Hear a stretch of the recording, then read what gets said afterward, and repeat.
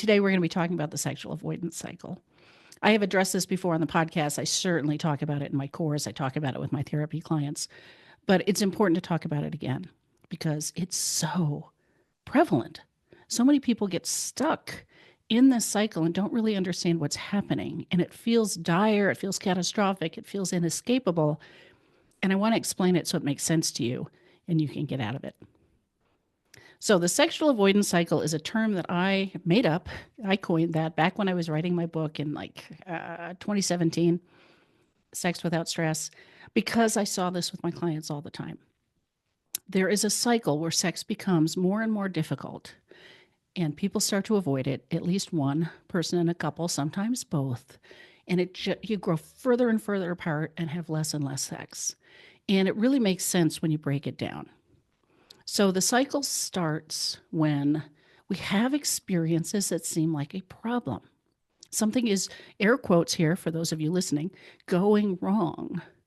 So our experiences are not meeting our expectations about what we think is supposed to happen, or how we're supposed to feel, or what we're supposed to do, or how we're supposed to look. Whatever way we have brought in some idea of what should be, when we have experiences that aren't like that, something feels wrong. Something's, seems like a problem. And this is distressing, right? We could feel broken or inadequate or like we're failing. And because something seems to be a problem, we're going to have negative feelings about that. I mean, at the very least, we're going to feel disappointed. But we're probably going to feel other stuff too. Afraid, worried, anxious, self-conscious, ashamed, inadequate, distressed, pressured, failing, broken, all these different kinds of things, right? A lot of negative feelings when this thing that we think should just be working isn't working. But here's the thing. It is human nature to avoid things that make us feel bad. We don't skip off to the bedroom with enthusiasm when there's some chance that we could come out feeling worse or broken or inadequate or all those things, right? Or our partner is going to be upset or disappointed or grumpy or crying or frustrated or withdrawn. We avoid those situations. Somebody who's afraid of flying and has, a really bad experience with that is going to avoid getting on a plane generally. It is human nature, again, to avoid these things that put us in that situation. The problem, one of the problems is that when we're avoiding this, it's not getting better all by itself, right? It's not resolving itself just because we're not paying attention to it. It's actually going to get worse. Our avoidance is going to grow. Like our anxiety about something grows when we avoid it instead of gets better. So the more for instance, the more you avoid flying, the more anxiety you have about the idea of getting on a plane. So the anxiety grows, the distress grows, but also the pressure grows.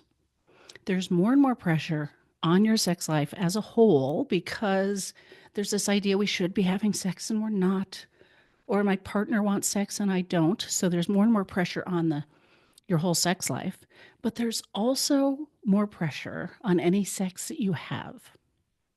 Because if you're having sex pretty frequently, often, whatever, that is, whatever number that is, one time doesn't go so well, it's not such a big deal.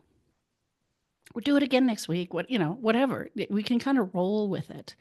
But when sex becomes infrequent, there's more pressure that this time go well. Because first of all, who knows when we get to do this again? And we're having this gnawing fear or doubt that something's really wrong. So there's more pressure that this time go well so we can let go of that fear. But what are the chances that we're both going to show up relaxed and enjoy this thing under that kind of a microscope? That kind of pressure makes it more likely to have another experience that kind of doesn't meet your expectations. It's not going to feel totally free and relaxed and joyful, right? So, more likely to have another experience that kind of lets you down, that feels like a problem, which is why this is a cycle, because around and around you go. So, let's talk a little bit about the kinds of things that can be getting in the way, that can be driving this cycle. There are So many, too many to list, but I can categorize them for you. So, first of all, there's anything that you and or your partner sort of bring into your relationship and into your sex life that is just about you. Nothing to do with your relationship or your partner. Body image issues, mental health concerns, medications and disease, trauma, right? How many people have had sexual trauma? Um, Shame about sex, being raised in a very sex negative way, all kinds of stuff that's like your baggage that you bring in. All of this could set you up to have experiences that kind of let you down, that you can't show up and totally enjoy it, right? That would kind of make sense. Then there's the stuff about your relationship. Your relationship is a container in which sex happens. So if the two of you are having a ton of conflict or power struggles or communication issues, that could get in the way of being able to show up and enjoy sex. Then there's everything about the sex itself. What's actually happening when the two of you engage, or what used to happen when you used to engage, right? There could be things going on in your sex life that are making it difficult or making it not live up to these ideas you have about what should happen. So, certainly, pain, sexual dysfunction, that kind of thing could be in the way and could feel like a failure or a letdown or what's wrong. There could be things going on that you don't like in your interaction with your partner, or maybe you're not getting enough of what you do like. Maybe you don't understand how sexual desire works, so you're showing up out of obligation.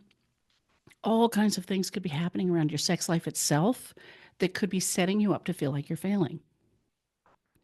And then there are larger life context issues. Money concerns, children, safety concerns, concern about the environment or the political climate or your work life balance, aging parents, ill children, whatever it is. There could be other things going on in your larger life that are preventing you from showing up and just enjoying. So it's important to kind of take stock of what are these complications and what can you do about them. I mean, you can't give your kids away, but you might be able to put a lock on your door or carve out some time, right? We've got to understand what's creating this and making it difficult and do what you can about those. But the other really important thing about this is challenging your expectations. It's not actually our experiences that are the problem. It's our expectations that are the problem. That's why we feel like we're failing or like something's going wrong. So there are all kinds of myths that we may have bought about sex and how it's supposed to work. There's expectations that we have developed from our upbringing, from our faith, from the media, from our past experiences, whatever it is. We've got to look at what we're expecting and where we think something isn't meeting the bar and really challenge that expectation. Because the truth is, you can't fail at sex. I truly believe this. Sex is just about sharing pleasure and connection. Doesn't matter who does what, with what body part, it doesn't matter what happens. So anything that's in the way, that's setting you up for a possibility of failure, you really need to challenge. So to escape the cycle, challenge the expectations so you're not having experiences that feel like a problem in the first place. And then that will help you overcome the negative feelings you might be having. Approach the thing that makes you anxious instead of avoiding it, because the anxiety only gets worse. So be willing to address this head on and take apart the pressure. Talk to your partner about this. Start to do this dance differently.